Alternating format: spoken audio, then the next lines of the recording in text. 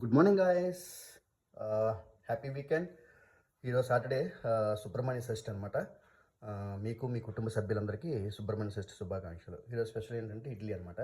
Idli batter మీకు ఎలా prepare చేసుకోవాలో తెలుసో తెలియదు, నేను చెప్తాను కదండి.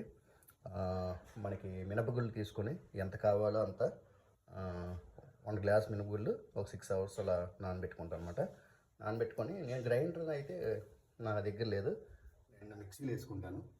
సో మిక్సీలో వేసుకొని పిండిని రెడీ చేసుకుంటాను. రెడీ చేసుకొని ఒక గ్లాస్ మినపగుళ్ళకి దగ్గర దగ్గర 2 గ్లాసులు ఇడ్లీ నూక, ఇడ్లీ రవ్వ నానబెట్టుకొని దాంట్లో కలుపుకుంటాను అనమాట. మరీ దగ్గరగా 2 గ్లాసులు అయినా దగ్గరగా 1.5 అలాగా వేసుకుంటాను. ఎందుకంటే ఇడ్లీలు మెత్తగా సాఫ్ట్గా వస్తాయి అనమాట.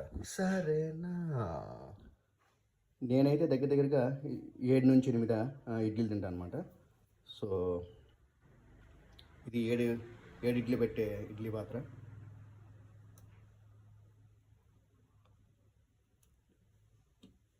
బయట పెట్టుకోండి. నైట్ ప్రిపేర్ చేసుకుంటే, నైట్ బయట పెట్టుకుంటే మంచిగా కొంచెం పులుస్తుంది అనమాట. పఫీగా వస్తాయి మంచిగా ఇడ్లీలు. సరేనా? ఒక 20 మినిట్స్ ఇడ్లీ పాత్రలో పెట్టుకోండి. ఇలా వాటర్ వేసుకొని 20 మినిట్స్ ఇడ్లీ పాత్రలో పెట్టుకుంటే పఫీగా ఇడ్లీలు వస్తాయి. సరేనా? సో 20 మినిట్స్ అయిందనమాట. ఉడికిందిలే చూసేద్దాం. వావ్, సూపర్, భలే వచ్చింది కదా, పఫీగా సాఫ్ట్గా. సరేనా? దీంతో టమాటా చట్నీతో తినేద్దాం, ఇడ్లీలు అలా మింగేద్దాం. సరేనా?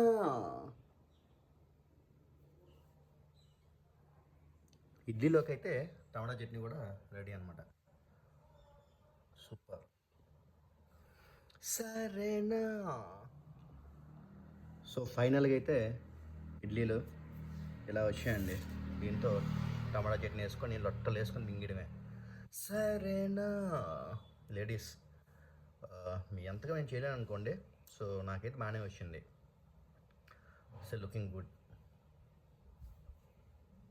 Bye guys, once again Subrahmanya Shashti శుభాకాంక్షలు అందరికీ. Happy weekend. బాయ్.